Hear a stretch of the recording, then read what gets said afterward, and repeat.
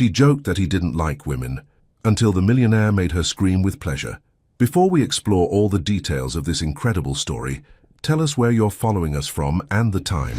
Subscribe to the channel so you don't miss a thing, and let's embark on this journey together. The worst kind of trouble starts with laughter. The Seattle rain drummed against the 42nd floor windows of Nexus Tech, creating a rhythmic backdrop to the Tuesday afternoon chaos. In the sleek break room, the coffee machine gurgled like an old friend sharing secrets, and Rainey Brooks stood beside it, her rich brown skin glowing under the warm LED lights.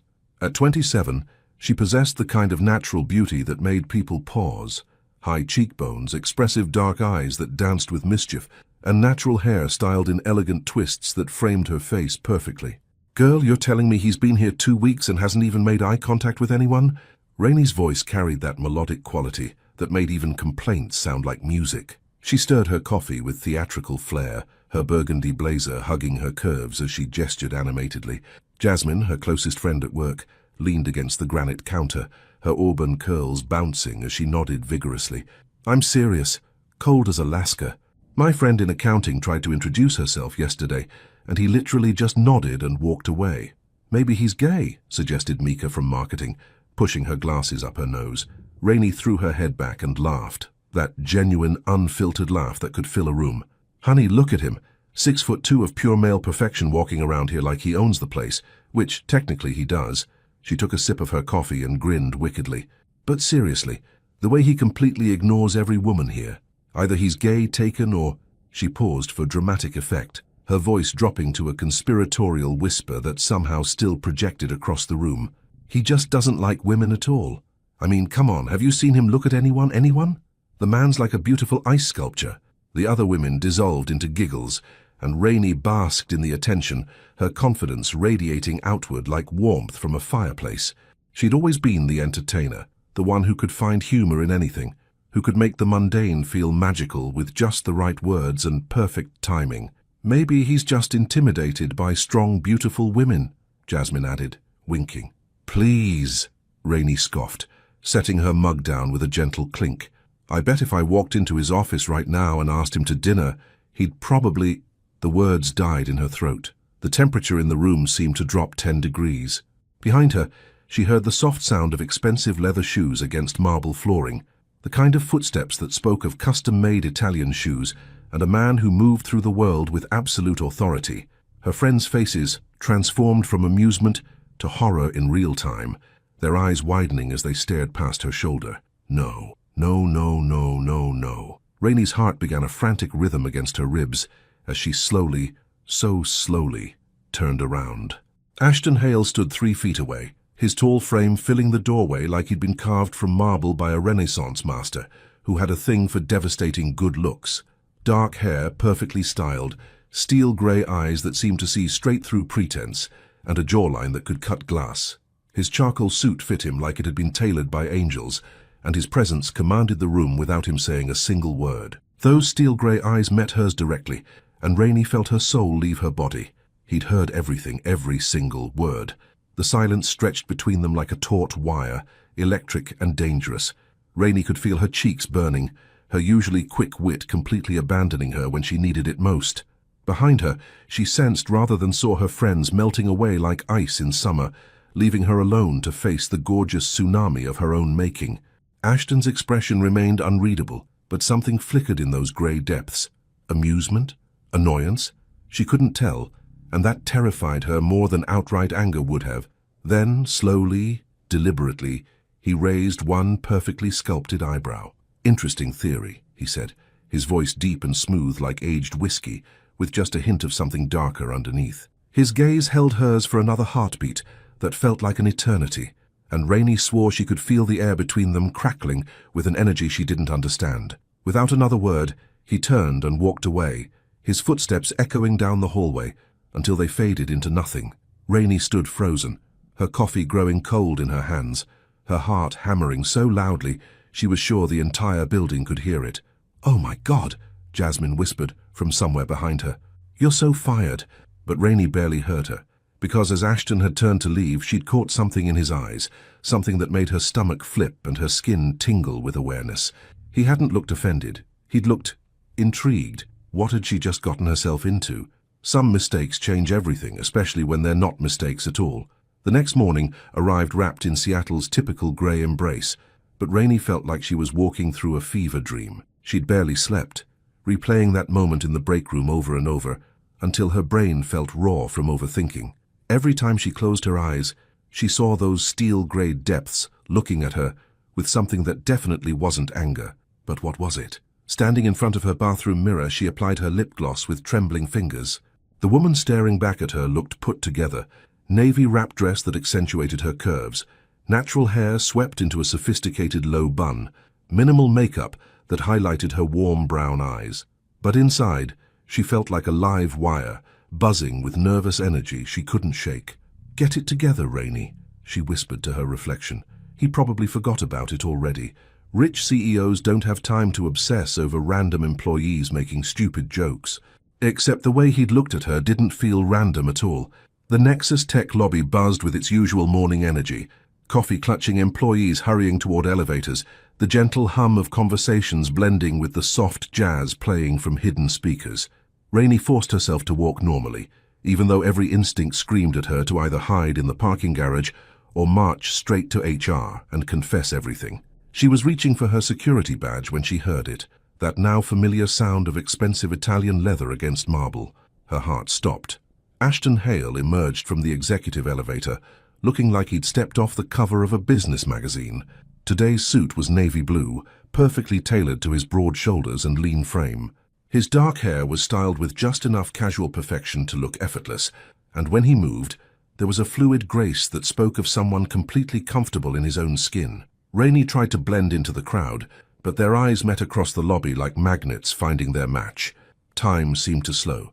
Instead of looking away or ignoring her entirely, which would have been the merciful thing to do, Ashton's gaze lingered. His grey eyes swept over her face with an intensity that made her skin tingle, as if he was memorizing every detail. There was something different in his expression today, something warmer and infinitely more dangerous than yesterday's cool observation. Was that interest? Before she could analyze it further, he began walking in her direction, not past her, not around her, directly toward her.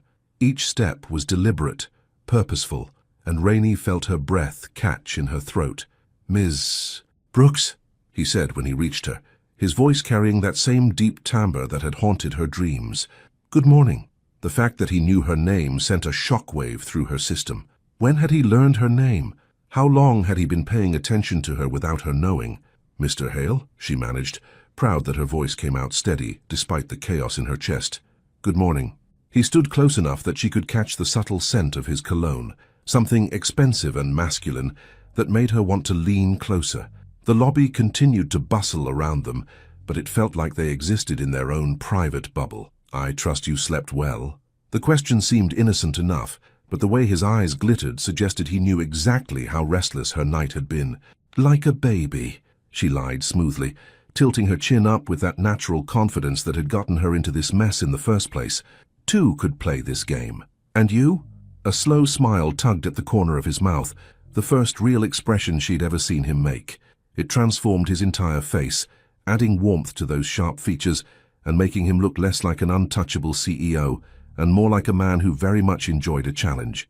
"Surprisingly well," he murmured, and something in his tone made her stomach flip. "I had some very interesting thoughts to keep me company." Was he flirting with her? Rainey felt like Alice tumbling down the rabbit hole, except this wonderland was filled with expensive suits and sexual tension thick enough to cut with a knife. "Interesting thoughts can be dangerous," she heard herself say, her voice dropping to match his intimate tone. "The best ones usually are." His gaze dropped briefly to her lips before returning to her eyes, and Rainey felt heat bloom across her cheeks. The elevator dinged behind them, breaking the spell. A group of executives emerged, and suddenly the spell was broken as the real world rushed back in. "Have a productive day, Ms. Brooks," Ashton said, but he didn't move away immediately. Instead, he leaned just a fraction closer, close enough that she could feel the warmth radiating from his body. "And Rainey?" Her name on his lips made her knees weak. "Yes?" "Your theory from yesterday. I think you should test it sometime." Before she could respond, he was walking away, leaving her standing in the middle of the lobby, with her heart hammering and her mind reeling. Test it.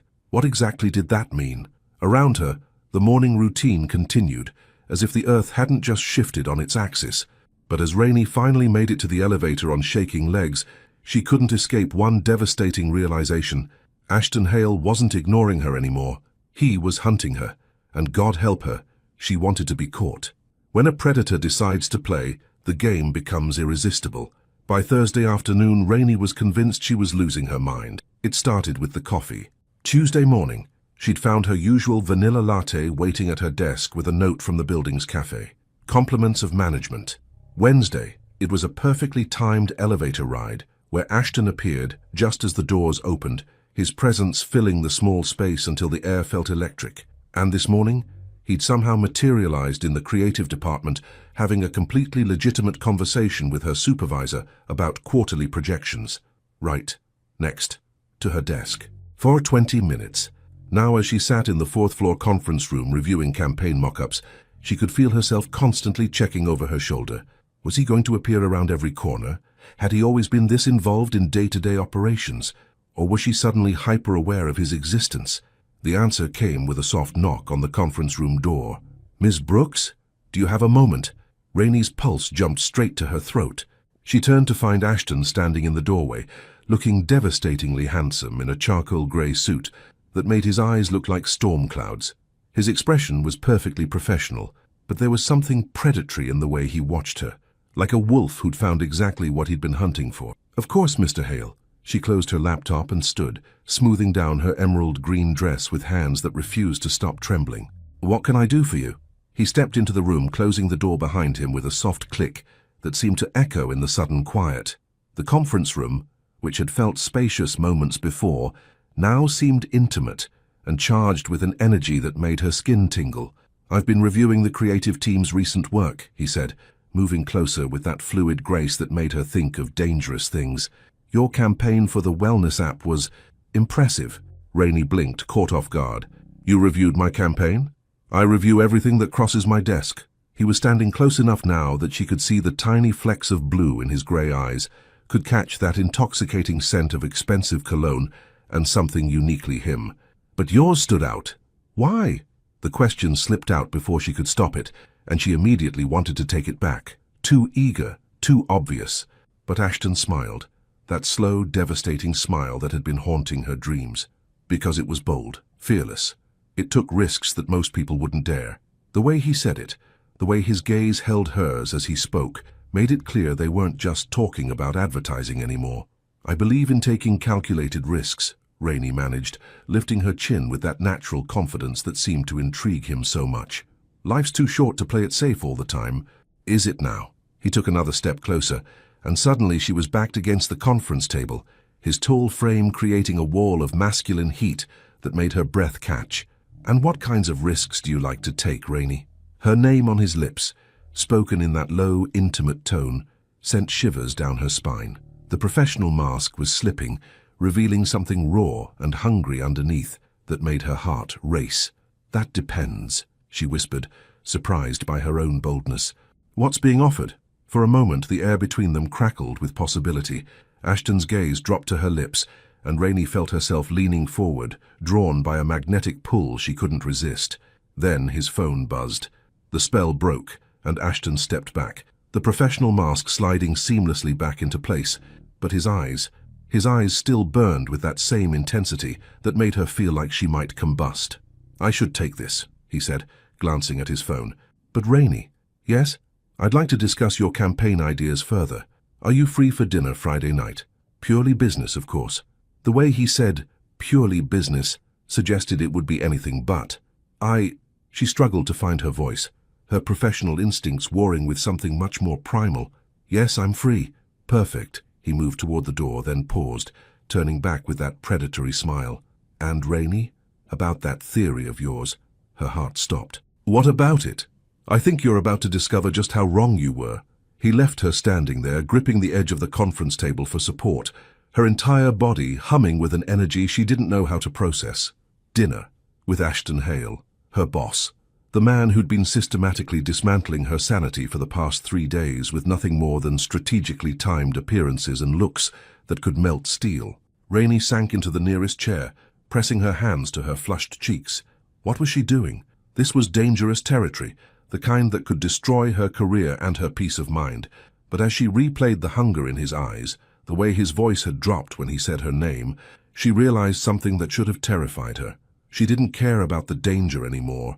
She wanted to see just how far this game could go. Some dinners are about food. Others are about hunger of an entirely different kind. Friday evening descended over Seattle like a velvet curtain, and Rainey stood in front of her bedroom mirror, wondering if it was possible to die from anticipation alone. She'd changed outfits 4 times. The red dress was too obvious, the black one too severe. The blue seemed too casual for whatever this night was going to become. Finally, she'd settled on a deep burgundy wrap dress that hugged her curves in all the right places, paired with heels that gave her enough height to look Ashton in the eye when she inevitably had to face whatever game he was playing. "Girl, you look like you're about to either seduce someone or murder them," Jasmine said from her perch on Rainey's bed, where she'd been providing commentary for the past hour. "And honestly, both options seem appropriate for dealing with your mysterious CEO." Jasmine Brooks Williams, no relation despite the shared last name that had bonded them during freshman orientation at University of Washington 5 years ago, was the kind of friend who could read Rainey like an open book. As Nexus Tech's head of digital marketing, she was sharp, intuitive, and had never steered Rainey wrong in matters of the heart. Well, except for that disaster with Trevor from accounting, but they didn't talk about Trevor. "You know what you remind me of right now?" Jasmine continued, adjusting her position on the bed with the familiarity of someone who'd been Rainey's chosen sister for years.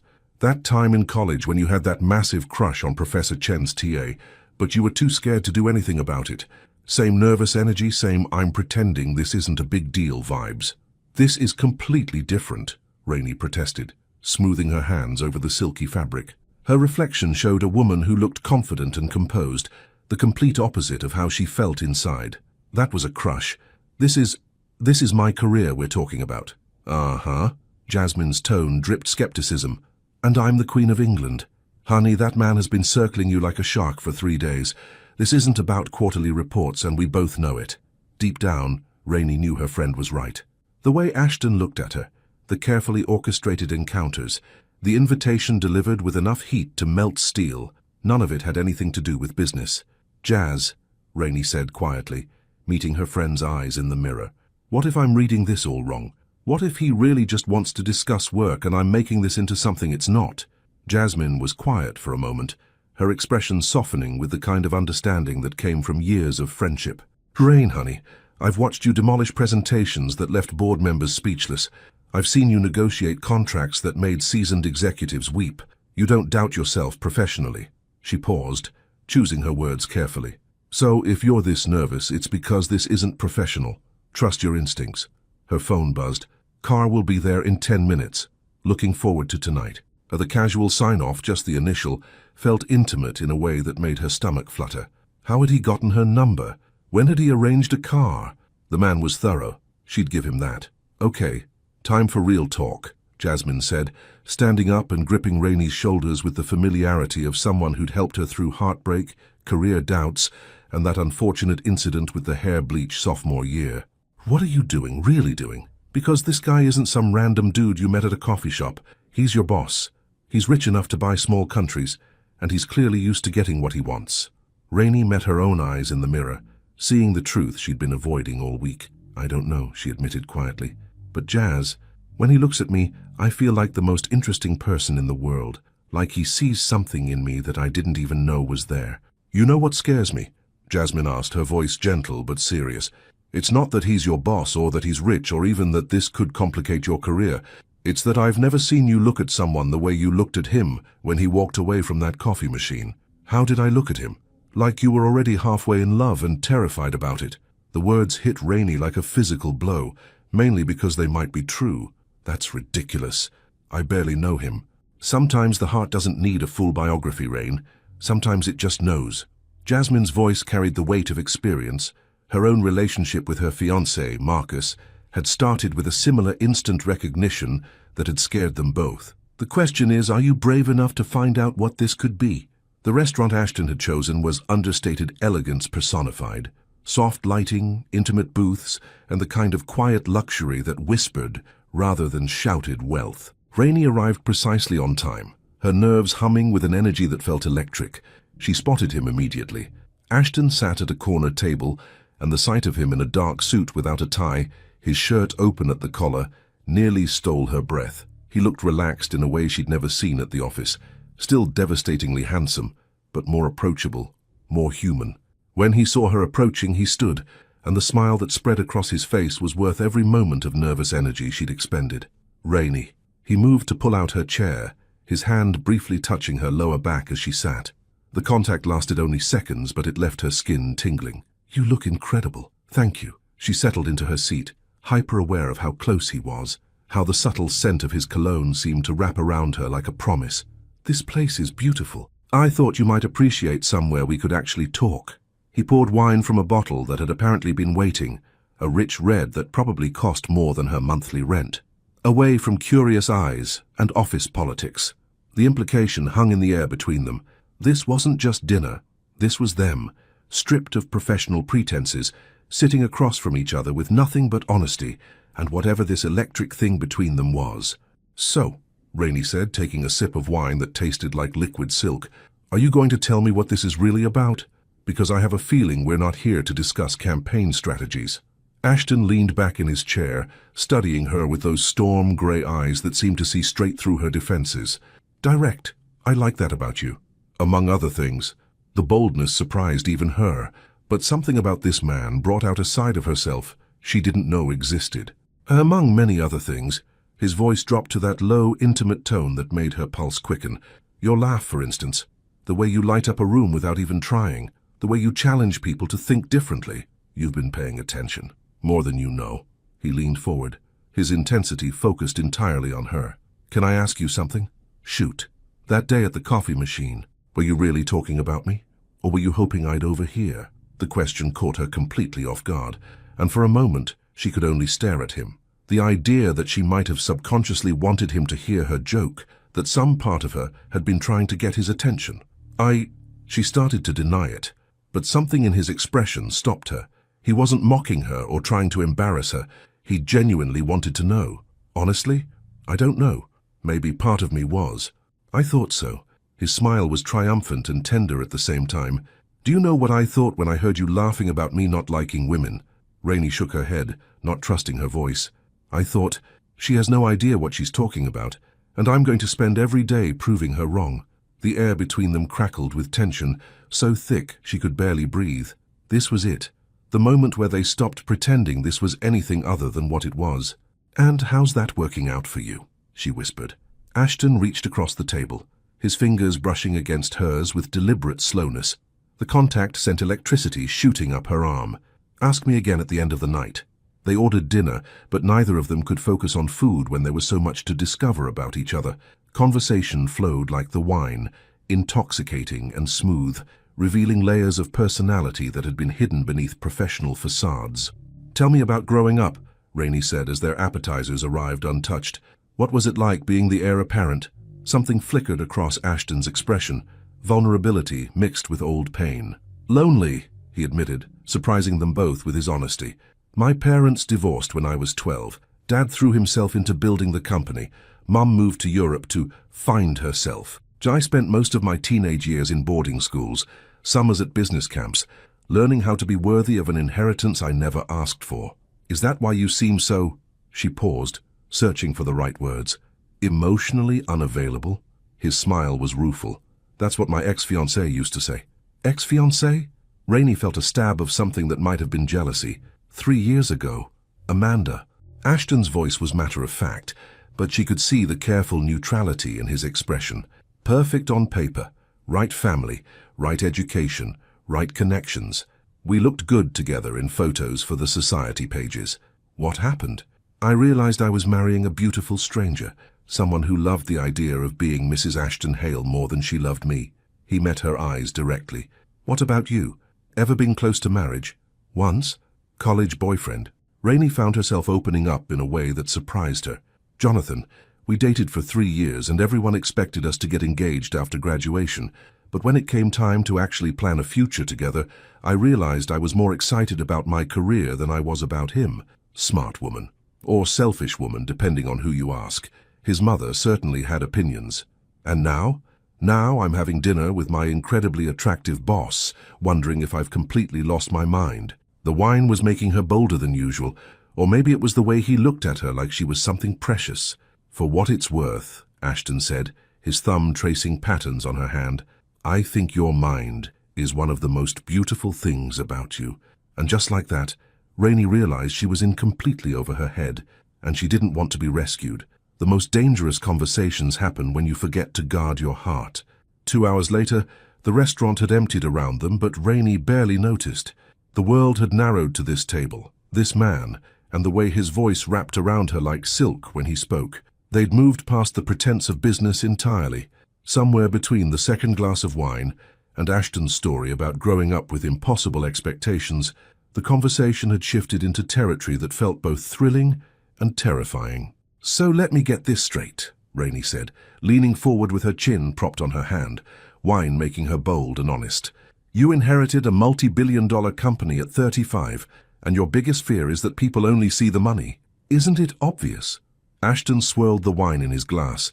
His usual composure cracked just enough to let her see the man underneath. When you're worth what I'm worth, everyone wants something. No one looks at you and thinks, interesting person. They think opportunity. That's incredibly sad. The words slipped out before she could filter them, raw and honest. Is it? His grey eyes found hers across the table. Or is it just realistic? Rainey studied his face. The sharp jawline that looked carved from marble. The eyes that held intelligence and wariness in equal measure. The mouth that curved into smiles she was beginning to recognize as rare and precious. Can I tell you what I see when I look at you? She asked quietly. Something flickered in his expression. Vulnerability, maybe. Hope. What? I see a man who pays attention to details other people miss, who remembers that I like vanilla lattes and somehow arranges for them to appear on my desk, who listens when people talk, really listens instead of just waiting for his turn to speak. She paused, the wine making her braver than she had any right to be. I see someone who's probably incredibly lonely. The silence that followed felt charged with electricity. Ashton's hand, resting on the table between them, flexed slightly, and Rainey watched a dozen emotions flash across his face before he settled on something that looked like wonder. You're dangerous, Rainey Brooks, he said finally, his voice rough with something she couldn't name. How so? Because you make me want to tell you things I've never told anyone. Her breath caught. Like what? Ashton was quiet for a long moment, his fingers absently tracing patterns on the white tablecloth. When he spoke, his voice was so low she had to lean closer to hear him. Like the fact that I've been watching you for months, not just since that day at the coffee machine. Like how you brighten up every room you walk into, and I found myself scheduling meetings on your floor just to hear you laugh. His eyes met hers, intense and unguarded. Like how I haven't felt this interested in another person in, God, maybe ever. Rainey's heart hammered against her ribs. Ashton, I know it's complicated, he continued, his hand moving across the table until his fingers brushed hers. I know I'm your boss, and this goes against every rule in the employee handbook. But Rainey, I can't stop thinking about you. About this. He gestured between them, encompassing the electric energy that seemed to crackle in the space where they sat. She should say something sensible. Point out all the reasons this was impossible, dangerous, career-ending. Instead, she found herself turning her hand palm up, letting his fingers intertwine with hers. What are we doing? She whispered. I don't know, he admitted, his thumb tracing circles on her palm that sent shivers up her arm. But I know I don't want to stop. The waiter appeared at their table, discreetly clearing his throat. Excuse me, but we're closing soon. Ashton never took his eyes off Rainey as he reached for his wallet. Of course, check, please. The ride back to her apartment was charged with unspoken possibilities. Ashton's driver navigated Seattle's evening traffic while they sat in the back of the luxury sedan, the city lights painting patterns across their faces through tinted windows. This is me, Rainey said as the car pulled up to her building, a converted warehouse in Capitol Hill with industrial charm and reasonable rent. Ashton looked at the building, then at her. Rainey, I know. She could feel the weight of the decision hanging between them. Invite him up and everything would change. Say goodnight here, and maybe they could pretend this was still just dinner between colleagues. But as she looked at him, really looked at him, she realized she was tired of pretending. Would you like to come up for coffee? The words came out steadier than she felt. Real coffee this time. No hidden agendas or strategic encounters. Ashton's smile was soft and devastating. I thought you'd never ask. As they stood outside her building, Rainey fumbling with her keys while hyper-aware of Ashton's presence behind her, she realized something that should have terrified her. She was falling for him, hard, and there was no safety net. Some nights rewrite your entire story in the space between one heartbeat and the next. Rainey's apartment welcomed them with warm lighting and the lingering scent of vanilla candles. It was a space that reflected her personality perfectly. Exposed brick walls adorned with colorful abstract art, plush furniture in rich jewel tones, and plants cascading from every available surface.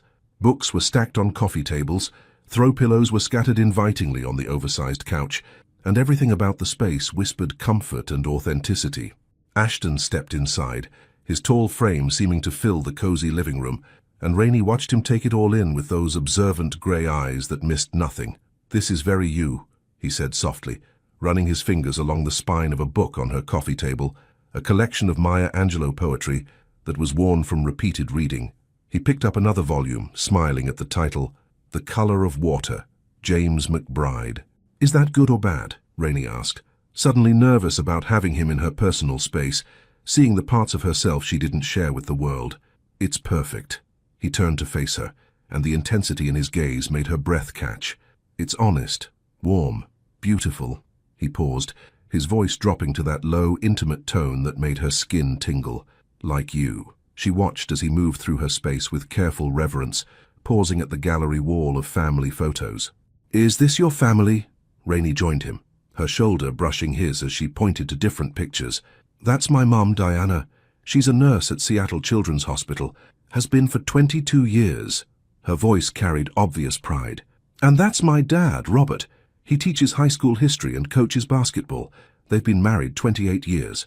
They look happy," Ashton observed, studying a photo of her parents dancing at what appeared to be a wedding. "They are.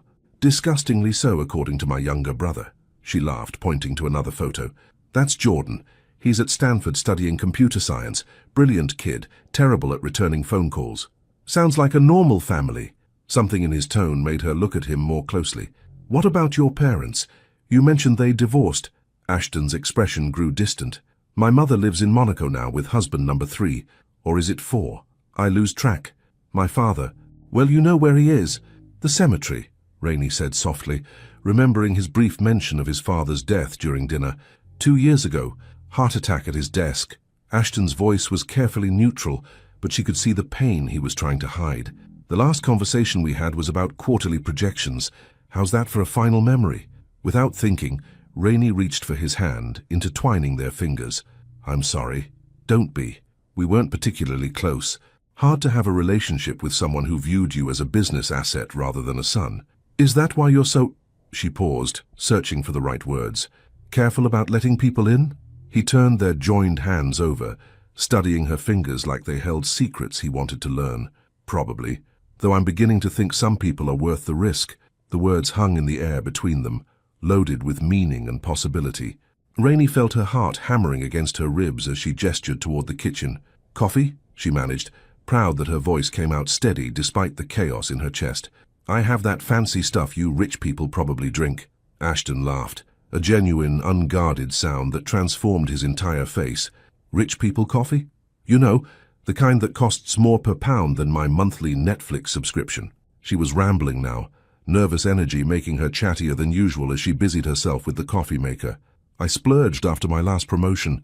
Figured if I was going to have caffeine addiction, it might as well be classy caffeine addiction." "What made you choose creative work?" he asked, leaning against the counter as she measured coffee grounds. "Most people I know went into tech for the money or the prestige. Honestly, I wanted to tell stories that mattered." She paused, considering her words. "My mom used to work double shifts when I was little, and my dad would make up these elaborate bedtime stories to help me fall asleep. Not fairy tales, real stories about regular people doing extraordinary things. I guess I wanted to do that professionally." "And do you? Tell stories that matter?" "I try. That wellness app campaign you mentioned? It was for mental health resources in underserved communities. Not exactly glamorous, but..." She shrugged, suddenly self-conscious. "But it probably changed lives," Ashton finished. "That's not unglamorous, Rainey. That's beautiful." She was aware of him moving closer, his presence a warm weight at her back, as she fumbled with coffee filters. When his hands settled gently on her shoulders, she froze. Rainey. The way he said her name, soft, almost reverent, made her turn around. He was standing so close she could see the flecks of blue in his grey eyes, could feel the warmth radiating from his body. "You're nervous," he observed, his hands still resting on her shoulders, thumbs tracing gentle circles that sent shivers down her spine. "Terrified," she corrected honestly. This is not something I do. Invite my boss home for coffee after the most intense dinner of my life." "Good." His smile was tender and devastating. "Because this isn't something I do either. In fact, I can't remember the last time I've been in someone's home. A real home, not some designer showplace." "What does your place look like?" she asked, genuinely curious. "Like a hotel suite that someone pays a lot of money to maintain." He shook his head, looking almost embarrassed. "All clean lines and expensive furniture that no one ever actually sits on. Nothing like this." His gaze swept over her living room again. "Nothing with personality or warmth or soul?" Rainey suggested. "Exactly." His hands moved from her shoulders to frame her face, his touch so gentle it made her heart ache. "You have so much soul, Rainey. It radiates out of you like heat from a fire." She leaned into his touch, her eyes fluttering closed for a moment. When she opened them, he was studying her face like he was memorizing every detail. "What are we doing, Ashton?" she whispered. "Really doing?" "I don't know," he admitted, his thumb tracing the curve of her cheek. "All I know is that I've spent 3 years building walls around myself, convincing myself that keeping people at a distance was protection, and then you laughed about me not liking women, and suddenly—" He paused, searching for the right words. "Suddenly, I remembered what it felt like to want something more than quarterly profits and board meetings." The coffee maker gurgled behind them, ignored. The city hummed beyond her windows, forgotten. The world had narrowed to this moment, this man, this feeling building between them like a storm gathering strength. "I want to kiss you," Ashton said quietly, his forehead resting against hers. "I've wanted to kiss you since that first day at the coffee machine, but I need you to know that if I do, there's no going back. Not for me." Rainey felt her breath catch, her heart racing so fast she was sure he could hear it. "What do you mean?" "I mean, I'm not good at casual, Rainey. I'm not good at pretending something doesn't matter when it does, and this—" He gestured between them, his eyes never leaving hers. "This matters. You matter." The honesty in his voice, the vulnerability she could see in his eyes, broke something open inside her chest. Here was this powerful, successful man who could have anything he wanted, and he was standing in her kitchen asking permission, telling her she mattered. "Then kiss me," she whispered. The words had barely left her lips before his mouth was on hers, and suddenly the world exploded into sensation. His kiss was everything she'd imagined, and nothing she was prepared for. Tender and fierce, controlled and desperate all at once.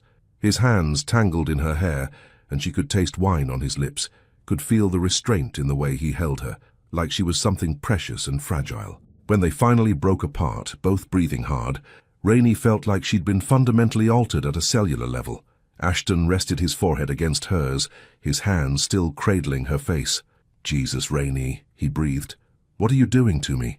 She reached up to trace the line of his jaw, marveling at the way he leaned into her touch. "The same thing you're doing to me." They moved to the couch without discussing it, settling into the plush cushions with her tucked against his side.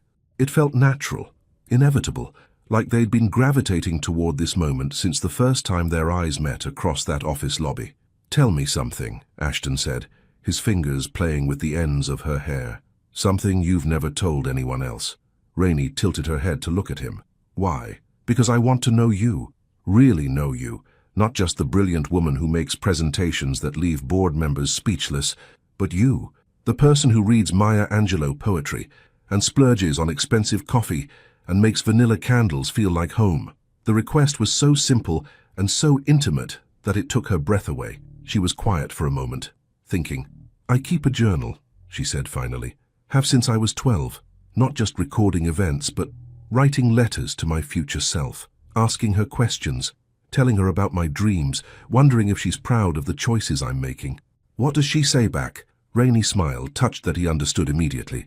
"That she's proud, that she's grateful I was brave enough to take risks, to trust my instincts, to—" She looked up at him meaningfully. "To let people surprise me. Am I surprising you? Every minute." She shifted in his arms, her hand resting over his heart, feeling the steady rhythm beneath her palm. "I thought you were this cold, untouchable CEO." Turns out you're this incredibly thoughtful man who notices details and makes me feel like the most interesting person in the room. You are the most interesting person in the room, he said seriously. In any room. Your turn, she said, settling more comfortably against him. Tell me something no one else knows. Ashton was quiet for so long she thought he might not answer. When he spoke, his voice was barely above a whisper. I used to write poetry, he admitted, and she could feel him tense as if expecting mockery. In college, before I got serious about business. Terrible poetry probably, but it was mine. Something that had nothing to do with market shares or profit margins. Do you still write? Haven't in years, until... He paused, looking down at her with an expression she couldn't quite read. Until I met you. Suddenly I found myself thinking in metaphors again, wondering how to capture the way you laugh or the way you look when you're concentrating on something. Rainey felt her heart squeeze tight. That's not terrible, Ashton. That's beautiful. Is it? Because most days I feel like I'm just going through the motions. Board meetings, budget reviews, strategic planning. All necessary, but none of it alive. None of it real. His hand found hers, their fingers intertwining. And then you walked into my world with your coffee machine theories and your infectious laugh, and suddenly everything feels possible again. They talked until the coffee grew cold, sharing stories and secrets, learning the landscape of each other's hearts. She told him about her first heartbreak, Jamie in 9th grade who broke up with her via text, her biggest fear, never living up to her own potential, and her secret dream, writing a novel someday maybe. He shared his recurring nightmare, being trapped in board meetings that never end, his guilt over his father's death, wishing their last conversation had been about anything other than work, and his confession that he'd been following her work for months before the coffee incident. I had my assistant pull every campaign you'd worked on, he admitted, looking slightly embarrassed. I told myself it was due diligence, making sure I understood our creative team's capabilities. But really, I was just fascinated by the way your mind worked. That's either flattering or slightly stalkerish, Rainey teased. Definitely both, he agreed with a rueful smile. I was trying to understand how someone could consistently create work that was both commercially successful and emotionally resonant. Most people can do one or the other, but you... He shook his head in admiration. You make it look effortless. It's not effortless, she said quietly. I just refuse to believe that reaching people and making money have to be mutually exclusive. See? That's what I mean. You think differently than anyone else I know. As the evening wound down, and they both realized it was well past midnight, neither wanted the night to end. But when Ashton finally left, after a kiss that lasted long enough to leave them both breathless and wanting more, Rainey stood at her window watching his car disappear into Seattle's glittering darkness. Everything had changed, and she couldn't wait to see what came next. When your personal and professional worlds collide, the only question is whether you'll burn down everything you've built or discover something worth rebuilding for. Monday morning arrived with Seattle's persistent drizzle and Rainey's complete inability to concentrate on anything that didn't involve replaying Friday night's kiss in vivid detail. She'd barely slept all weekend, her mind cycling through every moment of their evening together, the way Ashton's hands had felt cradling her face, the reverent tone in his voice when he said she mattered, the heat in his grey eyes when he'd finally pulled away from their kiss. Her apartment still smelled faintly of his cologne, a constant reminder that everything had fundamentally shifted. Now standing in the Nexus Tech elevator, heading toward what promised to be the most complicated Monday of her career, Rainey tried to school her features into professional composure. She'd chosen her outfit carefully, a navy blue blouse that brought out her eyes paired with a charcoal pencil skirt that was business appropriate but flattering. Professional, with just a hint of the woman who'd spent Friday night wrapped in the arms of her incredibly attractive boss. The elevator dinged at the 38th floor, and Rainey stepped out into the familiar bustle of the creative department. Everything looked exactly the same open workspace, the same motivational posters, the same co-workers clutching their Monday morning coffee like lifelines. But she felt like she was walking through a movie set, playing the role of herself, while her real self was still tangled up in memories of Ashton's touch. Well, well, well, Jasmine appeared at her elbow, eyes sparkling with curiosity. Look who's glowing this fine Monday morning. That dinner must have been very educational. Rainey nearly choked on her own coffee. Can you not announce my personal business to the entire office? So there is personal business to announce, Jasmine practically purred, following Rainey to her desk. Girl, you look like you've been thoroughly kissed, and I mean thoroughly. Before Rainey could deny anything, her computer chimed with a new email notification. Her heart jumped when she saw the sender, ahalenexustech.com. Subject, Project Review. Urgent Ms. Brooks. Please see me in my office at 10 a.m. to discuss the Wellness app campaign revisions. Come prepared to present your ideas. Best regards, Ashton Hale, Chief Executive Officer. The formal tone was so at odds with the man who'd whispered her name like a prayer while holding her face in his hands that Rainey had to read it twice. Was this how it was going to be? Professional distance during the day, stolen moments after hours. Earth to Rainey. Jasmine waved a hand in front of her face. You're doing that thing where you stare into space and look like you're solving world hunger. What's going on? Nothing, Rainey lied, minimizing the email. Just work stuff. But as 10 a.m. approached, her nerves frayed like an old rope. How was she supposed to sit across from Ashton and discuss campaign strategies when all she could think about was the way he'd tasted, the way his hands had felt in her hair, the way he'd looked at her like she was something miraculous? Ashton's corner office occupied the entire northeast section of the 45th floor, with floor-to-ceiling windows that offered a breathtaking view of Elliott Bay. The space was exactly what she'd expected. Sleek, modern, and imposing, with a glass desk that probably cost more than her car and furniture that belonged in an architectural magazine. But when the door closed behind her with a soft click, all she could focus on was the man rising from behind that intimidating desk. Ashton looked every inch the powerful CEO in his perfectly tailored charcoal suit and crisp white shirt, but when their eyes met across the expanse of his office, something electric passed between them that had nothing to do with quarterly reports. Rainey. Her name on his lips carried the same warm intimacy it had held Friday night, despite the formal setting. Mr. Hale, she replied carefully, hyper-aware that glass walls meant anyone walking by could see them. Something flickered in his expression. Disappointment, maybe, or amusement at her attempt to maintain professional distance. He gestured toward the conference area of his office, where a round table surrounded by leather chairs created a more intimate meeting space. Please sit. Would you like coffee? Water? I'm fine, thank you. Rainey settled into one of the chairs, placing her portfolio carefully on the table while trying to ignore the way Ashton moved, all fluid grace and controlled power. When he sat across from her, close enough that she could smell that intoxicating cologne, her concentration nearly evaporated completely. How was your weekend? He asked quietly, his professional mask slipping just enough to let her see the man underneath. Complicated, she admitted honestly. Yours? Long. I kept thinking about Friday night. His voice dropped to that intimate tone that made her skin tingle. About you. About how beautiful you looked in the candlelight, how you felt in my arms. Ashton. The warning in her voice was half-hearted at best.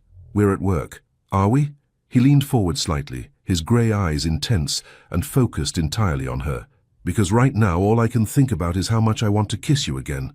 Rainey's breath caught, heat pooling low in her stomach, despite every rational thought screaming at her to maintain professional boundaries. Someone could see us. The glass is one way from this angle, he said, never taking his eyes off her face. And my assistant knows not to disturb me during important meetings. Is that what this is? An important meeting?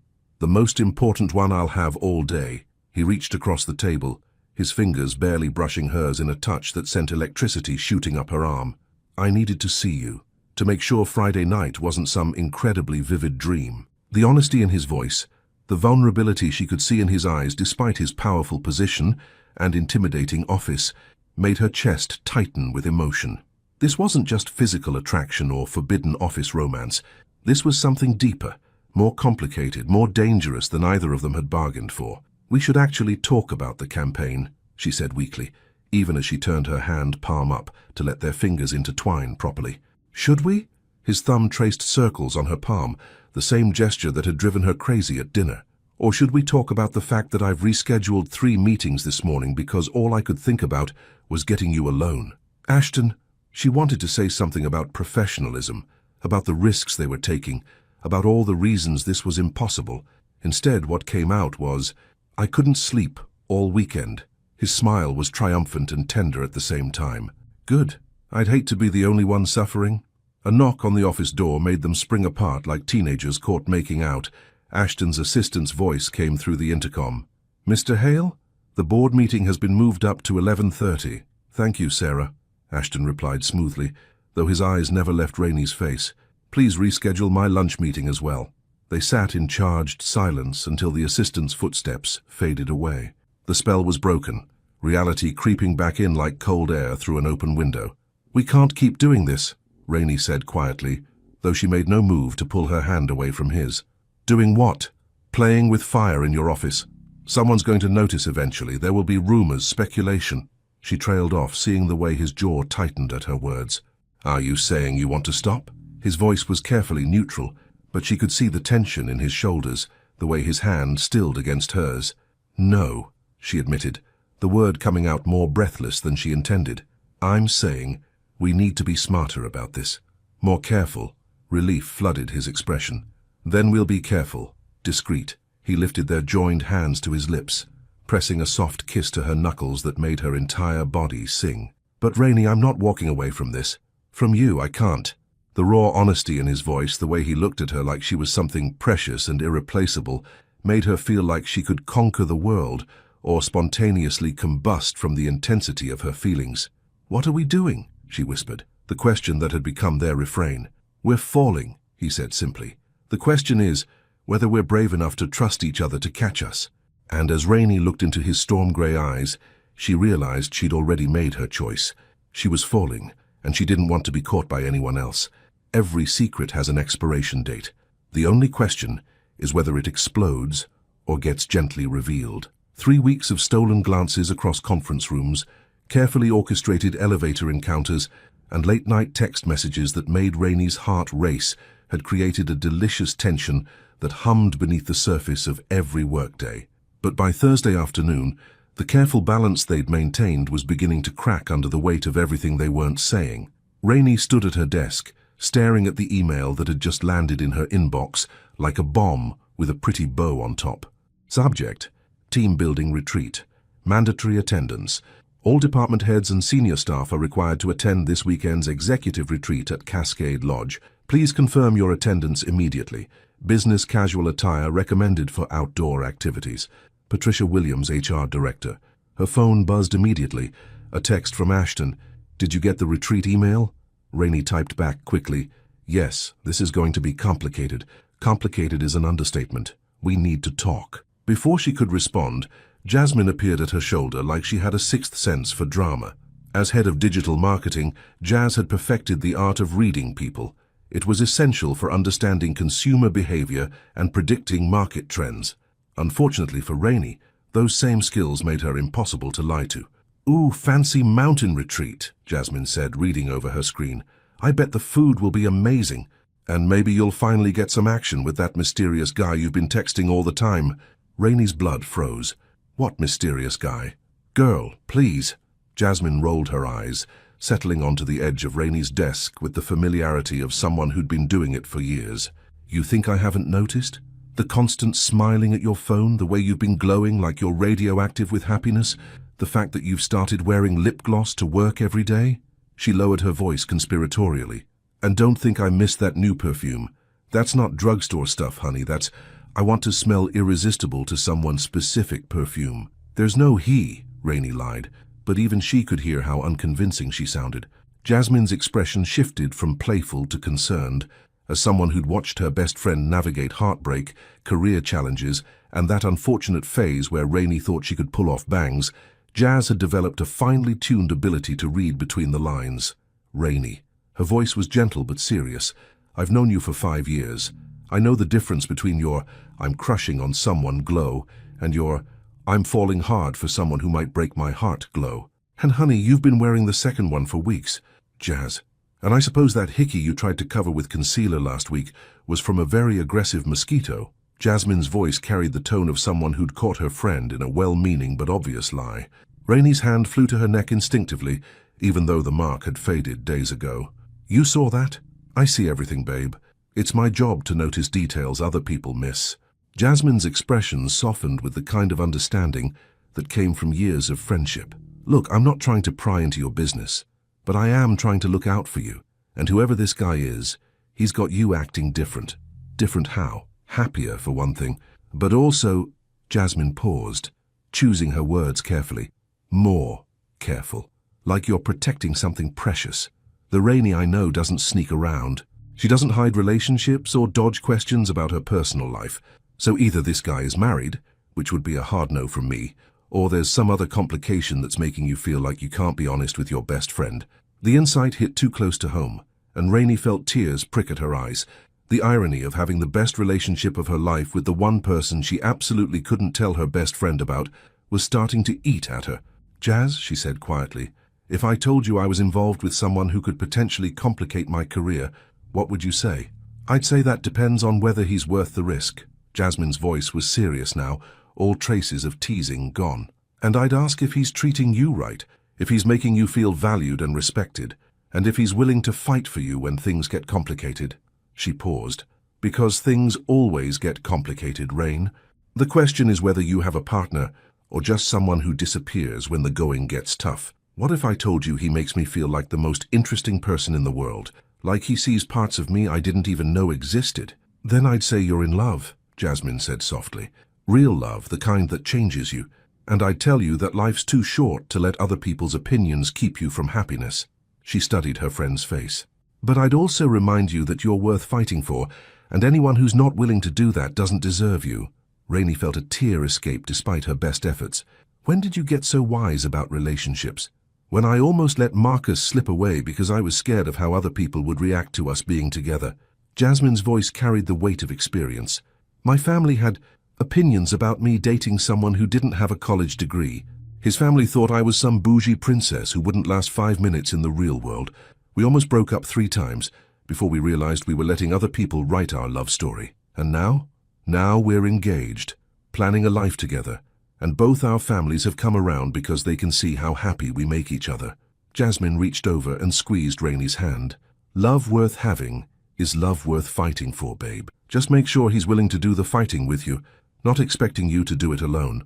"Relax, your secret's safe with me," Jasmine continued, her voice gentle but knowing. "But honey, whoever he is, he's got you glowing like a woman in love. And you know what? I'm happy for you. You deserve someone who makes you smile like that." If only she knew, Rainey thought as her heart clenched with a mixture of guilt and longing. The weight of keeping such a massive secret from someone who'd been her anchor through every major life event was becoming almost unbearable. The retreat location was breathtaking. Cascade Lodge, nestled in the foothills of the Cascade Mountains, surrounded by towering evergreens, and overlooking a pristine lake that reflected the sky like a mirror. Under different circumstances, Rainey would have been thrilled to spend a weekend in such a beautiful setting. Instead, she felt like she was walking into a minefield. The evening welcome reception buzzed with conversation and the clink of wine glasses on the lodge's wraparound deck. Rainey nursed a glass of Pinot Noir and tried to look engaged in a conversation about quarterly projections, while hyper-aware of Ashton's presence across the deck. He looked devastatingly handsome in dark jeans and a navy button-down that made his grey eyes look like storm clouds. Every so often their gazes would meet across the crowd, and the heat in his eyes made her skin tingle, despite the mountain air's cool bite. The careful distance they maintained felt like physical pain, watching him laugh at someone else's jokes, seeing other women compete for his attention, having to pretend he was just another executive instead of the man who'd made love to her with words and gentle touches just days before. "Earth to Rainey," came a voice beside her. Brad from accounting was looking at her with concern, his kind face creased with worry. "You okay? You seem distracted." "Just tired from the drive," she said quickly, forcing herself to focus on the conversation. Brad was harmless, a sweet guy in his early 30s who'd been asking her to coffee for months with the persistence of someone who didn't quite understand that friendship was all she was offering. "Well, if you need anything this weekend, just let me know," Brad said, his hand briefly touching her arm. "I'm just down the hall from you." Across the deck, Rainey saw Ashton's jaw tighten almost imperceptibly as he watched the interaction. The possessive flash in his eyes sent a thrill through her, even as her rational mind reminded her that he had no right to be jealous in public. 20 minutes later, when she excused herself to use the restroom, she wasn't entirely surprised to find Ashton waiting in the lodge's dimly lit hallway. "We need to talk," he said without preamble, his voice low and urgent. "Not here," she whispered, glancing around the deserted hallway. "Someone could—" "Conference room B is empty," he interrupted. "I checked." Against her better judgment, she followed him down the hall and into the small conference room overlooking the lake. The moment the door closed behind them, The careful distance they'd maintained all evening evaporated. "This is torture," Ashton said, running his hands through his hair in frustration. "Watching you all evening? Having to pretend you're just another employee? Acting like I don't know exactly how you taste when you laugh? Ashton." His name came out breathless as he stepped closer, his familiar scent enveloping her like a warm embrace. "I know we agreed to be careful, but God, Rainey, I'm going crazy. Do you have any idea how difficult it is to watch other men flirt with you and not be able to do anything about it?" "Other men?" she echoed, confused. "Brad from accounting has been hovering around you all night. And don't get me started on the way James from marketing kept finding excuses to touch your arm during dinner." His voice carried an edge she'd never heard before, raw and possessive in a way that made her pulse quicken. The possessive edge in his voice sent heat spiraling through her, even as the rational part of her brain registered the dangerous territory they were entering. "You're jealous." "Damn right I'm jealous." He stepped closer, close enough that she could see the muscle ticking in his jaw. "I want to tell every man here that you're mine. I want to hold your hand during dinner and dance with you without having to worry about office gossip or HR violations. I want to wake up with you in my arms without checking to make sure the curtains are closed tight enough." The raw honesty in his voice made her chest tight with emotion. This wasn't just about physical attraction or forbidden romance. This was about a man who was falling as hard and fast as she was, struggling with the same impossible situation. "But we can't," she said softly, her heart breaking a little at the frustration in his voice. "You know we can't." "I know." He reached up to cup her face, his thumb tracing her cheek with infinite gentleness. "But that doesn't make it any easier. Sometimes I think about just walking away from all of this. The company, the responsibilities, the expectations. Taking you somewhere we could just be ourselves without worrying about who's watching. You don't mean that, don't I?" His grey eyes were intense, searching her face. "What if I told you I'd give it all up for you, for us?" The words should have thrilled her, but instead they sent a chill of fear through her system. "Ashton, no, that's not what I want. I don't want you to sacrifice everything for me." "Then what do you want?" "I want both," she said fiercely. "I want you, and I want my career, and I want us to find a way to make this work without anyone having to give up who they are." The door handle rattled, and they sprang apart just as it opened to reveal Patricia Williams from HR, her sharp eyes taking in the scene with the precision of a heat-seeking missile. "Mr. Hale, Ms. Brooks." Her tone was carefully neutral, but Rainey could see the calculation behind her gaze. "I was looking for you both. The evening activities are about to begin." "Of course," Ashton replied smoothly, his professional mask sliding effortlessly back into place. "We were just discussing the Q4 campaign strategy." In a conference room alone with the lights dimmed, Patricia's smile was razor-sharp. "How dedicated of you both." Rainey felt her cheeks burn with embarrassment and something close to panic. Patricia Williams had been with the company for 15 years and had a reputation for knowing everything about everyone. If she suspected something, "The lighting controls are quite sensitive," Ashton said calmly. "Motion sensors." "Ah." Patricia's gaze moved between them like a tennis match. "Well, perhaps we could continue any business discussions tomorrow during the scheduled meetings. Tonight is supposed to be about team bonding, after all." "Absolutely," Rainey managed, proud that her voice came out steady. "I was just heading back to the reception." As they filed out of the conference room, Patricia fell into step beside Rainey. "Ms. Brooks, might I have a word?"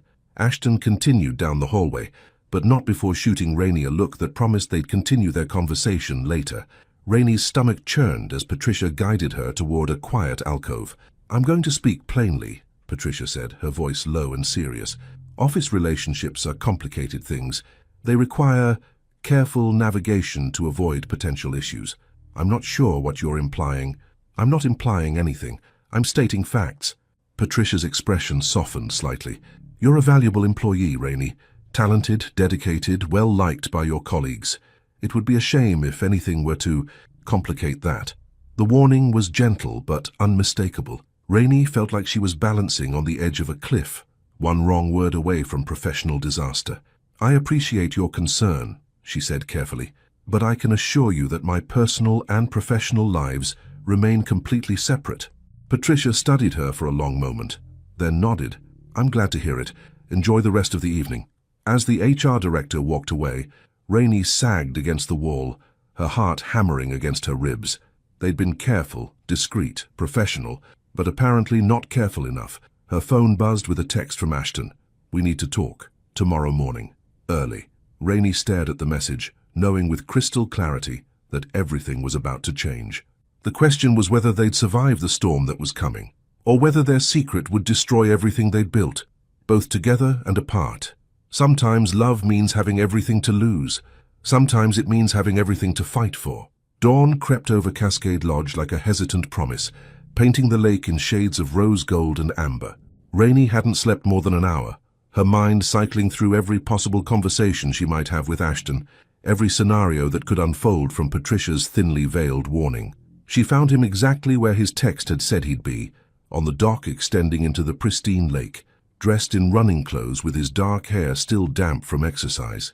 Even facing potential professional disaster, the man looked like he'd stepped off the cover of a fitness magazine. "You're early," he said as she approached, his voice carrying that familiar warmth despite the gravity of their situation. "Couldn't sleep." Rainey settled beside him on the wooden bench at the dock's end, careful to maintain enough distance that they looked like colleagues having a casual conversation. "You?" "Same." He stared out over the water, his profile sharp and beautiful in the morning light. "I keep thinking about Patricia's expression when she found us. She knows."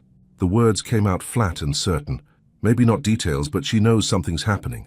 Ashton nodded grimly.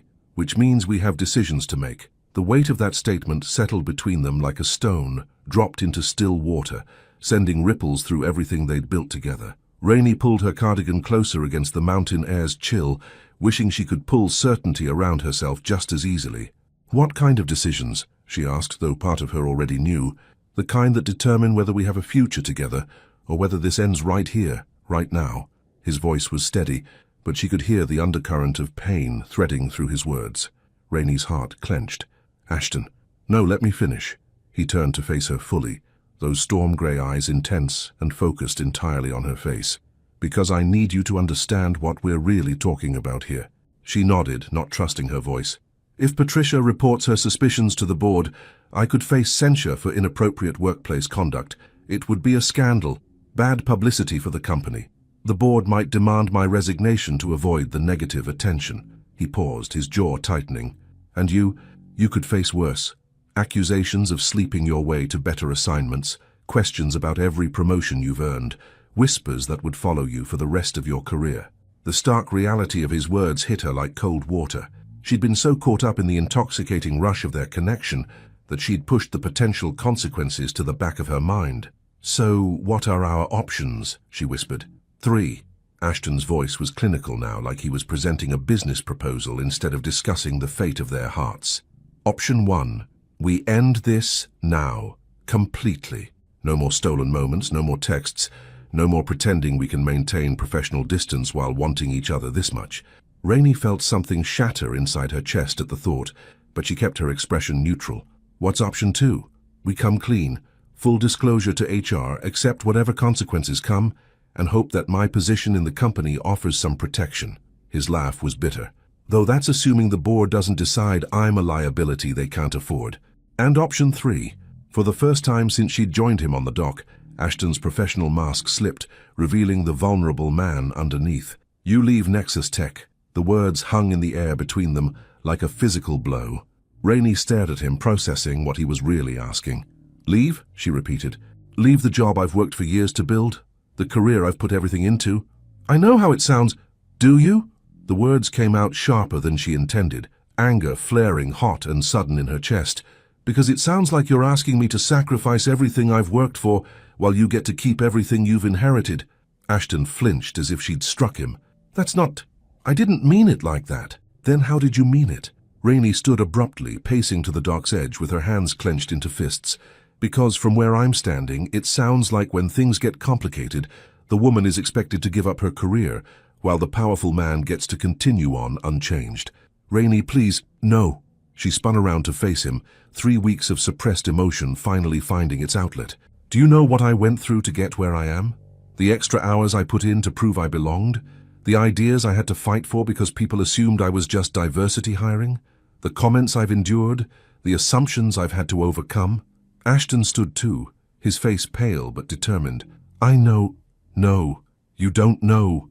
The words tore out of her like a dam bursting. "You inherited your position, Ashton. You walked into the corner office because your last name was on the building. I earned every single thing I have, and now you're asking me to walk away from it all for a relationship that started 3 weeks ago. The silence that followed was deafening, broken only by the gentle lapping of water against the dock posts. Ashton's expression cycled through hurt, anger, and something that looked like devastation. "You're right," he said finally, his voice rough with emotion. "I'm asking you to sacrifice everything while I risk nothing. I'm asking you to trust me with your entire future based on 3 weeks of, what? Stolen moments and whispered conversations." Rainey felt tears prick at her eyes, but she refused to let them fall. "Ashton, but here's what you don't understand." He stepped closer, his intensity focused entirely on her. "I'm not asking you to sacrifice your career for a fling, Rainey. I'm not asking you to give up everything for some rich guy's whim. Then what are you asking?" "I'm asking you to trust me with your heart because you've already got mine." His voice dropped to a whisper, raw and honest. "I'm asking you to take a leap with me because I'm so completely, utterly in love with you that the thought of losing you makes it hard to breathe." The confession hit her like lightning, electric and transformative. She stared at him, seeing the truth written in every line of his face, hearing it in the tremor of his voice. "I love you too," she whispered, the words slipping out before she could stop them. "I love you so much it terrifies me." Relief flooded his expression, followed immediately by something that looked like hope. "Then we'll figure it out. Together, whatever it takes." "How?" she asked, even as she felt herself leaning toward him like a flower toward sunlight. "How do we make this work without destroying everything we've both built?" "I don't know," he admitted. "But I know I'd rather fight for this, for us, than walk away and spend the rest of my life wondering what we could have been." The morning sun climbed higher, painting the world in golden light as they stood on that dock with their hearts laid bare between them. In the distance, Rainey could hear the lodge beginning to stir. Breakfast preparations, early risers starting their day, the normal world carrying on while hers hung in the balance. "We need to be smart about this," she said finally. "Strategic. If we're going to fight for this, we need a plan." Ashton's smile was like sunrise breaking through storm clouds. "What did you have in mind?" "I don't know yet," she admitted, "but I know I'm not giving up on us without a fight." And as they stood together facing an uncertain future, one thing became crystal clear. Whatever came next, they would face it together. The greatest victories are not won in boardrooms or corner offices.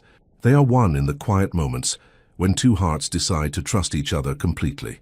2 weeks later, Rainey stood outside the Nexus Tech boardroom, her heart hammering against her ribs, with a rhythm that had nothing to do with caffeine and everything to do with the decision she and Ashton were about to make. The plan they'd crafted during late-night phone calls and carefully orchestrated lunch meetings was either brilliant or completely insane, possibly both. But as she smoothed down her burgundy blazer, the same color she'd worn to their first dinner, she felt a calm certainty settle over her like armor. Today, they stopped hiding. Ashton emerged from the elevator looking like he'd stepped off the cover of Forbes magazine, his charcoal suit perfectly tailored and his expression composed. But Rainey could see the tension in his shoulders, the way his jaw tightened when their eyes met across the lobby. "Ready?" he asked quietly as they walked toward the boardroom together. "Terrified," she admitted, "but ready." The boardroom was already filled with the senior leadership team, 12 of the most powerful people in the company, including Patricia Williams, whose sharp gaze tracked their entrance like a heat-seeking missile. Rainey took her seat at the far end of the polished conference table, hyper-aware of every eye in the room.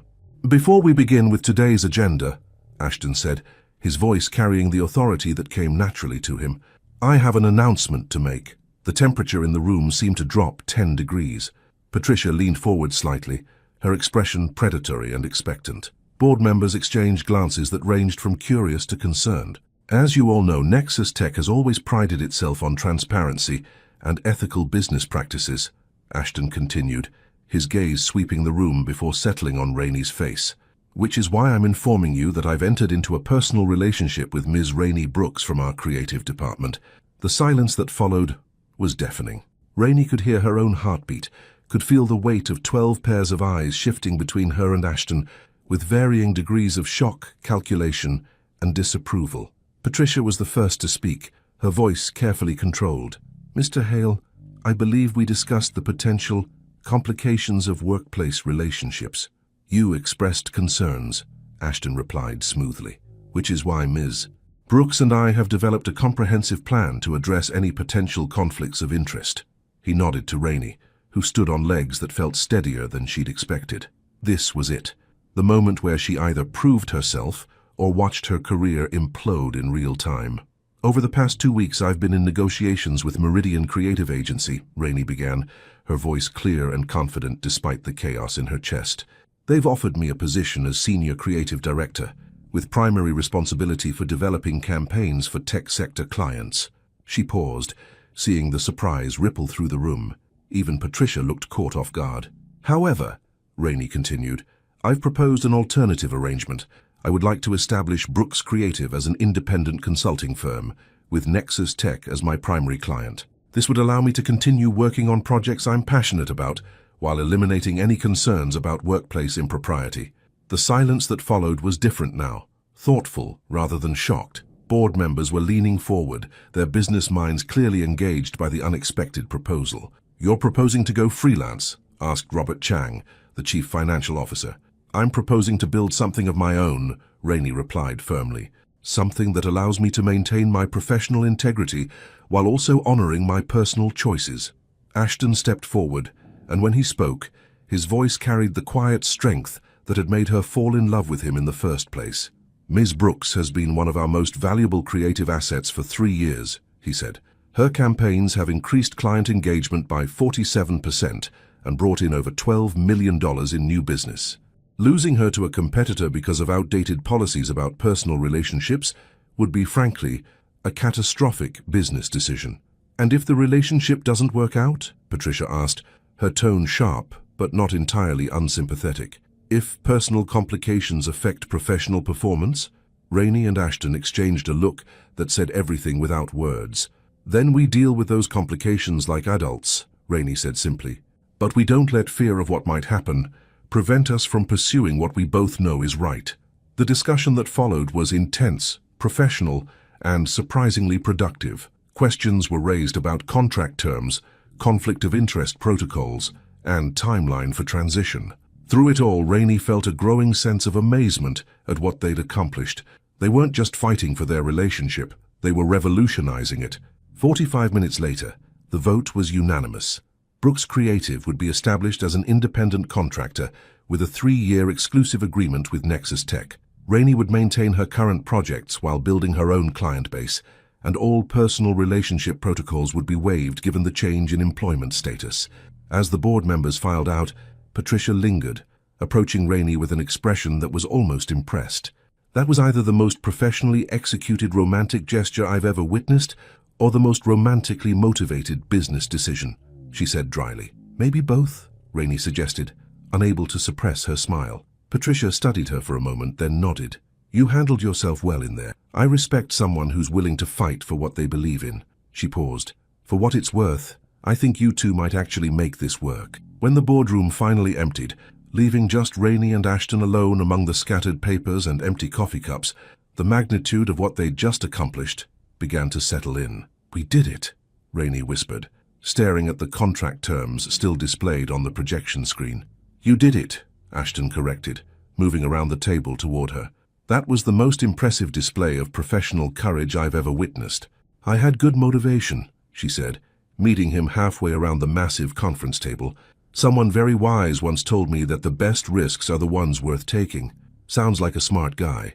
His smile was tender and triumphant as he reached for her hands. Any regrets? Rainey pretended to consider the question seriously. Well, I'm giving up the security of a steady paycheck to start my own business. I'm entering into a relationship with a man who could buy small countries. And I just announced our personal business to 12 of the most powerful people in Seattle's tech industry. When you put it like that, it does sound mildly insane. Mildly? Rainey laughed, the sound bright and free in the formal boardroom. Ashton, 6 weeks ago I thought you were a cold, untouchable CEO who probably didn't even notice I existed. Now I'm starting my own company and planning a future with you. If that's not completely insane, I don't know what is. And yet it feels like the most sane thing I've ever done. She stepped closer, close enough to see the gold flecks in his gray eyes, close enough to feel the warmth radiating from his body. I love you, Ashton Hale. Completely. Terrifyingly. Absolutely. I love you too, Rainey Brooks, he he murmured, his hands framing her face with infinite gentleness. Enough to change everything. When he kissed her, right there in the boardroom where they'd just rewritten the rules of their entire world, Rainey felt like she was flying. No more stolen moments, no more careful distances, no more pretending they were anything other than two people completely, irrevocably in love. And as Seattle's afternoon sun streamed through the floor-to-ceiling windows, painting them both in golden light, one thing became crystal clear. Sometimes the greatest love stories begin with the courage to rewrite the ending. 6 months later, true love isn't about finding someone perfect. It's about finding someone who makes you want to be the best version of yourself, and then building that life together, one brave choice at a time. The Seattle Space Needle gleamed against the twilight sky like a silver promise, and Rainey Brooks, now Rainey Brooks, CEO of Brooks Creative, stood on the rooftop terrace of her new downtown office building, watching the city light up like a constellation fallen to earth. 6 months. 6 months since she'd walked into that boardroom and bet everything on love and her own courage. 6 months since she'd chosen to build something of her own, rather than sacrifice what she'd already built. 6 months since she and Ashton had rewritten the rules of what was possible when two people decided to fight for each other instead of fighting against the world. "Beautiful view," came a familiar voice behind her, warm with the kind of affection that still made her heart skip beats. Rainey turned to find Ashton approaching, with 2 glasses of champagne, looking devastatingly handsome in dark jeans and a cashmere sweater that made his grey eyes look like storm clouds kissed by starlight. Even after all this time, the sight of him still took her breath away, not just because he was beautiful, but because of the way he looked at her, like she was something miraculous that he couldn't quite believe was real. "It is beautiful," she agreed, accepting the champagne and settling into his arms like coming home. "Hard to believe this is actually mine." Brooks Creative had exceeded every projection, every hope, every dream she'd dared to harbor. 3 major clients beyond Nexus Tech, a team of 4 brilliant creatives, and a reputation that was already drawing attention from companies across the Pacific Northwest. She'd built something that was entirely hers, something that bore her name and her vision. "You earned every bit of this," Ashton murmured, pressing a kiss to the top of her head. "Though I have to admit, I'm a little jealous of how much time you spend here." "Says the man who once worked 18-hour days," Rainey laughed, tilting her head back to look at him. "Besides, someone taught me that the best risks are worth taking." Smart guy. The smartest. She turned in his arms, her hands settling on his chest where she could feel the steady rhythm of his heart. "Though he's gotten a lot more relaxed lately. I hear he's been delegating more, taking actual lunch breaks, leaving the office before 9 p.m. What can I say? I have good motivation to come home." His smile was soft and private, the smile he saved just for her. Speaking of which, he reached into his pocket, and Rainey's breath caught as he pulled out a small velvet box that seemed to hold all the promise in the world. "Ashton," she whispered, "6 months ago you took the biggest risk of your life on a man you'd known for 3 weeks, he said, his voice rough with emotion. "You trusted me with your heart, your future, your dreams. You chose to build something beautiful instead of letting fear tear down what we'd found." He dropped to one knee on the rooftop terrace, the city sparkling around them like a benediction, and Rainey felt tears spring to her eyes. Rainey Brooks, brilliant entrepreneur, fearless risk-taker, the woman who changed my entire world with a joke about coffee machines. "Will you marry me?" The ring was perfect, a classic solitaire that caught the city lights and threw them back like captured stars. But it was the look in Ashton's eyes that made her knees weak, the vulnerability and hope and absolute certainty she saw there. "Yes," she whispered, then louder. "Yes, absolutely yes." The ring slid onto her finger like it had been made for her hand, and when Ashton stood to kiss her, the whole world seemed to shimmer with possibility. They were no longer the cautious woman and guarded man who'd circled each other in corporate hallways, stealing glances and wondering what if. They were partners, equals, 2 people who'd chosen to build a life together, despite every obstacle the world had thrown in their way. "I love you," Rainey said against his lips, the words carrying all the weight of everything they'd overcome and everything they still had to discover together. "I love you too," he replied, "enough to spend the rest of my life proving it." As they stood together on that rooftop, Seattle glittering beneath them and the future stretching out ahead like an unwritten love song, Rainey realized something profound. Sometimes the best love stories don't begin with certainty. They begin with courage. The courage to be vulnerable when vulnerability seems dangerous. the courage to trust when trust feels impossible, the courage to build something new instead of clinging to something safe. 6 months ago, she'd been a woman hiding her feelings behind professional distance, convinced that love and career couldn't coexist. Tonight, she was an engaged entrepreneur who'd learned that the right person doesn't ask you to choose between your dreams, they help you build bigger ones. "What are you thinking about?" Ashton asked, watching her face in the reflected glow of the city lights. "How a joke about coffee machines led to this," she said, lifting her hand to watch her engagement ring catch the light. "How one moment of embarrassment turned into the greatest love story of my life." "Our life," he corrected gently. "This is our story, Rainey, and we're just getting started." She looked up at him. This man who'd seen her at her most awkward and fallen in love anyway, who'd fought for them when fighting seemed impossible, who'd supported her dreams, even when those dreams meant changing everything they'd planned. "Ready to write the next chapter?" she asked. "With you?" Ashton smiled, that devastating smile that had started it all. "I'm ready for everything." Final message. Love is the most beautiful risk we can take. It asks us to be vulnerable, to trust, to believe in something bigger than ourselves. Rainey and Ashton's story reminds us that real love isn't about finding someone perfect. It's about finding someone worth fighting for, worth growing with, worth building a future alongside. Their journey from that embarrassing moment at the coffee machine to this rooftop engagement teaches us that sometimes our most mortifying mistakes can become our most beautiful beginnings. Sometimes the love that scares us most is exactly the love that will transform our lives in ways we never imagined possible. In a world that often tells us we have to choose between professional success and personal happiness, Rainey and Ashton chose to create a third option, building a life where both could flourish. They remind us that with the right partner, we don't have to sacrifice our dreams, we get to expand them. Their story is proof that love at its best makes us braver, stronger, more generous versions of ourselves. It challenges us to take risks, to be honest about what we want, and to fight for the relationships that make us feel most alive. Because at the end of the day, the greatest victories aren't measured in boardrooms or bank accounts.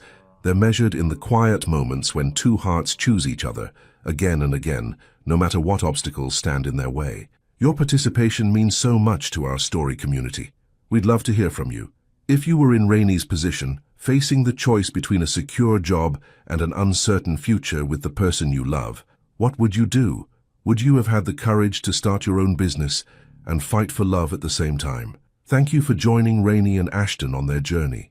May their story inspire you to take the beautiful risks that lead to the most extraordinary love. Thank you so much for watching until the end. If you enjoyed this story, don't forget to subscribe to the channel, leave a like and comment your thoughts. Your participation is very important to us. See you next time.